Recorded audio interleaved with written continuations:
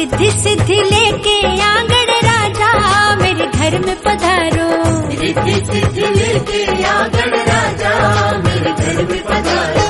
घर में पधारो, घर में पधारो, घर में पधारो, घर में पधारो गजानन जी मेरे घर में पधारो। घर में पधारो गजानन जी मेरे घर में पधारो।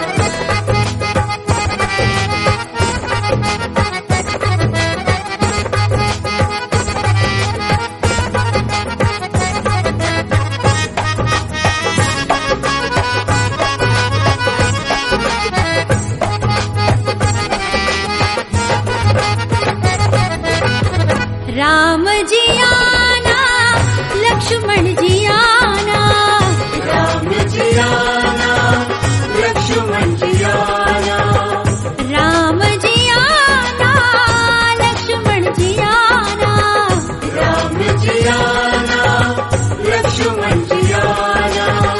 संग में लाना सीता मैया मेरे घर में पधारो।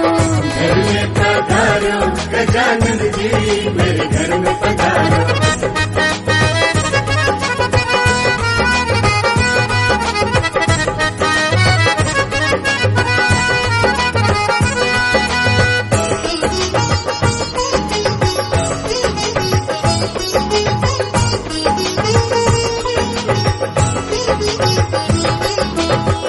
ब्रह्मा जी आना, विष्णु जी आना, ब्रह्मा जी आना, विष्णु जी आना, ब्रह्मा जी आना, विष्णु जी आना, ब्रह्मा जी आना, विष्णु जी आना। भोले शंकर जी ले आना मेरे घर में पधारो।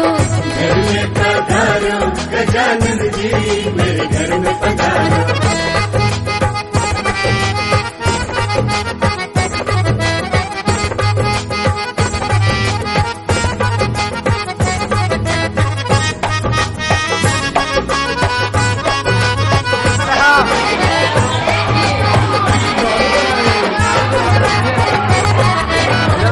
लक्ष्मी जी आना, गौरी जी आना, लक्ष्मी जी आना, गौरी जी आना, लक्ष्मी जी आना, गौरी जी आना, लक्ष्मी जी आना, गौरी जी आना।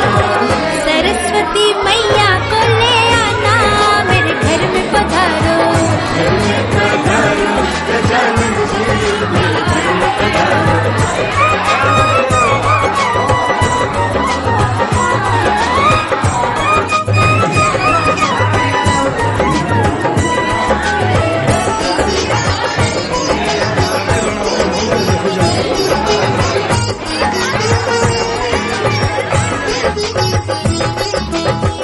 विघ्न को हरना, मंगल करना, विघ्न को हरना, मंगल करना, विघ्न को हरना,